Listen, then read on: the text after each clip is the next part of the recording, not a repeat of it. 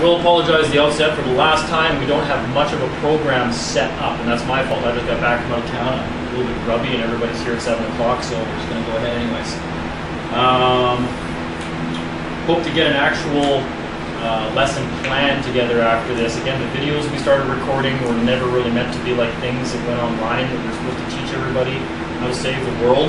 They're more just our own little teaching things we're going to put online, but now actually there seems to be so much more interest online that we should probably just put a whole, a lesson plan together and start covering topics that have titles so you can research it and just, oh, I want to learn about driving no license, so, let's click on that video or whatever. So we're going to start getting into that for the next video better.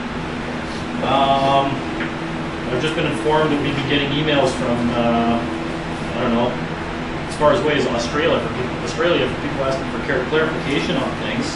I will address a few of those real quick here before we get into some things. I just quickly went over them right before class. And I wanted to address one here because, the fan was kind of noisy. There's one thing I love to do when I get thrown in jail for the weekend or for 4 or 5 days, and I love to teach people their rights in prison. And who is there more of in prison than anybody else in Canada? Natives, Indians, right? So I'll do a quick little thing on this. The first thing I like to teach people, as soon as I get out of my cell for the first time, we all sit around the tables, I grab one of those requisition forms for the canteen, I grab a pencil, and just say, okay, who wants to learn their rights? And 5, 6 guys will gather around you right away, and they just, oh, okay, let's see what this guy has to say. Because they're in jail, they got nothing else to do. So, because somebody has a question here about, apparently one of my videos I said anything that has a signature is bad. I don't remember saying that. It's probably taken out of context. Anything that has a government signature is bad. Actually, anything that's got a government signature is good. Or your signature on a government document. Yes. That's the thing. Because you want to make sure you know what you're signing. Right. Right? Because that's your liability going on that document now. So it could be bad. It could also be very good. Okay. Over in this meeting right But, okay, so what was I going to say? So the person has a question about the citizenship provided by the government, has a signature, blah, blah, blah, and he goes on to say something about for a native of Canada. Okay. There was a guy in Winnipeg Sun 2 months ago. A native guy went to court and basically fired his lawyer when they called his white man name in the court. He said, that's not my name. And then when they said, well, what is your name? And he spoke his name in his own language. And they said, well, how do you spell that? And, he's being a little belligerent and said something like, it's not a written language. You an idiot, kind of thing, right? And got into it with him. And then he said, Canadian law doesn't apply to me. And he said, I'm an Aboriginal. Your laws don't apply to me, okay? Fatal mistake made writing that word. And that's the first thing I like to teach Native people. So I'm going to I want to put that on here because I'm sorry, I've spent lots of time with them now in the jails, and I'm going to tell you, 90% of them don't deserve to be there. I'm an Aboriginal.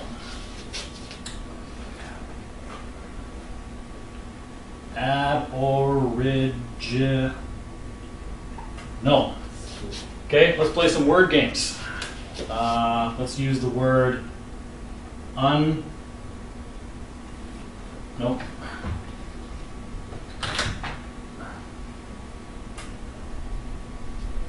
Unclean.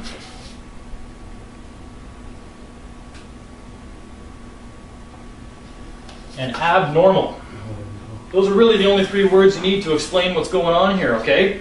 Because you people were given the same education as we were, public education, courtesy of the government, that taught us to be as completely incompetent as we could possibly be to be reliant on the government. So they got you to call yourself the wrong thing right off the hop. If you're an Aboriginal, that's the same as calling yourself, you can either be,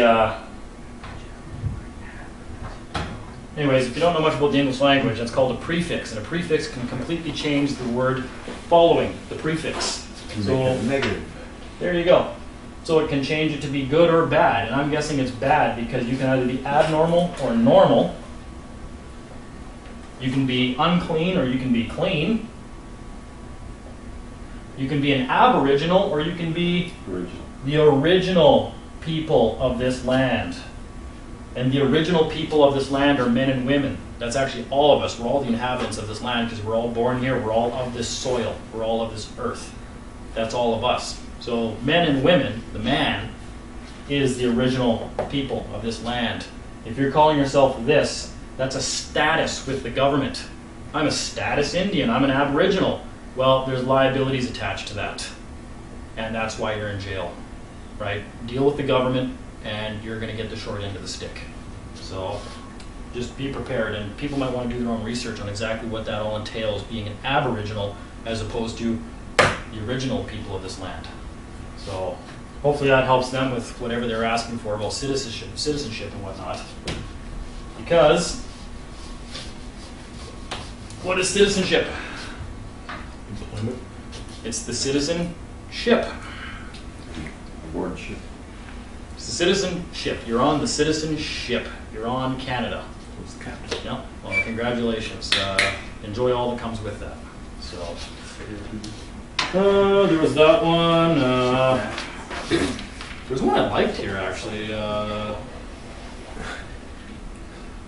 Basically said something about, okay, so how is this? I'm making claim to the legal person John Doe, all capital letters, name. Well, you don't make a legal claim to it. You got the birth certificate. That's your claim to it. You don't need to proactively make more of a legal claim to something you've already got proof of owning all the equity in already. I will hereafter be known as, you can call yourself anything, man. My friends have some names for me that I wouldn't really like to put on camera. My dad calls me son. Call yourself whatever you want to be called at, but don't be afraid to just call yourself by the upper lowercase version of your own name. Never be afraid of that, but differentiate it. If you're in police custody and they ask you for your name, never give it verbally, ever. Ask for a piece of paper and write it down, or spell it out and say capital D, lowercase e, lowercase a, lowercase n, and then spell out your last name the same way. So there's no misunderstandings, because you could be saying anything when you just say it out loud verbally, right? So anyways, whereas I understand that I am the director, administrator, president, CEO, king, and chief of said legal person. Great. Make up whatever title you want, as long as it sounds very authoritative, right? Wonderful. Whatever you want to be, as long as you've made it clear it's a position of authority in that organization. Therefore, I ask that all affected parties send me proof of claim of anything they allege I cannot do. That'd be a spin-off what we talked about with the new eCore there last week, where why send them a 50-page document of your right to wash your underwear first thing in the morning before you leave for work, right? You send them something saying, hey, even though I don't think you guys are really telling me I don't have human rights, I just want to clarify, is there something you're claiming I can't do? Right? That's a good initial contact with the government. Starts your business relationship that ended when you got your birth certificate. You never contacted them ever again. Well, you may want to do that, set some terms up and get a business relationship going with these people, right? Also, the reason I like that is how hard it would be to ask a simple variation of that to a Crown before you go to summary convictions court. Therefore, I ask that all affected parties send me proof of a claim of an injury. Send that to a Crown before court. When he doesn't respond, get a certificate of default printed up and file that into the court record before court. Right? You're given an opportunity to deal with these things administratively and ask really good questions like that before court, because once you're in court in summary convictions, you're the defendant. Okay? They're the plaintiff, you're the defendant. If you're there, it's because you haven't settled. You haven't contacted them. Why haven't you contacted them? Well, you're not even attempting to contact and settle this dispute, so I'm going to settle it for you, is what's going on. Even though we all know what's really going on in the court anyways, is they are assuming you're a public servant. So address that as well, right? Another good question to ask the cops this side of the road, by the way. Layers of the onion. Yeah. Again, presumptions. I keep telling everybody with that explanation of when we're all going out for dinner. I like to keep hammering that one through. We're all going out for dinner and no one is asked who's paying the bill.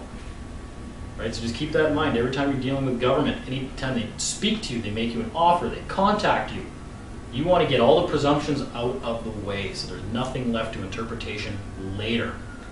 Because they'll interpret anything they want. Sorry, not interpretate. I don't think that's a word. Anyways, okay, so a lot of people have asked about driving.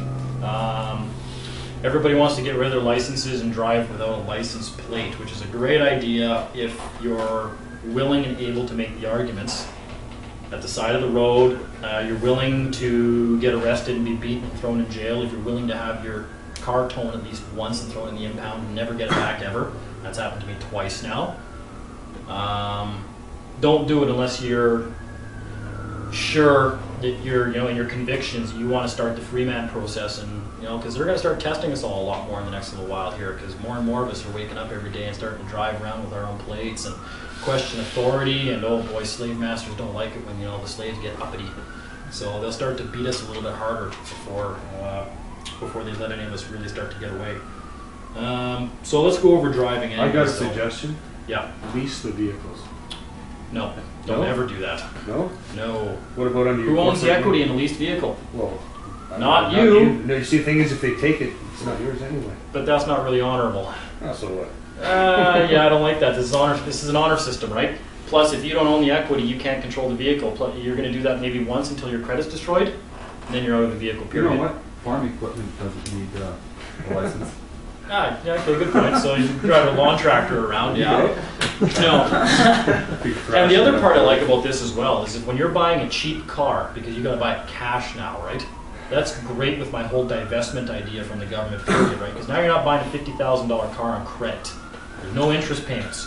You're not paying $3,500 in GST alone on that vehicle anymore, which is just straight to the government profits, right? To feed their bloated organization, where they're just going to have more money to hire more cops to beat more of us at the side of the road. So now you're buying a cheap car, you're not paying taxes on it because you're not registering it. So they lose out on that revenue, which they should, because this is private. This is all in the private. We're keeping everything that we do more into the private realm and keeping it out of the public realm, which we know public license plate, a public servant driver's license. Government, to get jurisdiction, has to get you to apply for all these things in the public. Public insurance, public this, public that. It's all bad. Insurance is a scam anyways. It's impossible, we just spoke about that before class today, it's impossible for somebody else to assume liability for your actions. It's impossible. That's an insurance scam. Anybody who shows up with a suit and tie and says, hey, just sign here and we'll pay for any kind of damages you cause when you're out and about, right? It's impossible. It's a scam. Like I said, I can't pay anybody here money to go punch somebody else in the face and say, don't worry about it, I'll assume liability for you punching them in the face.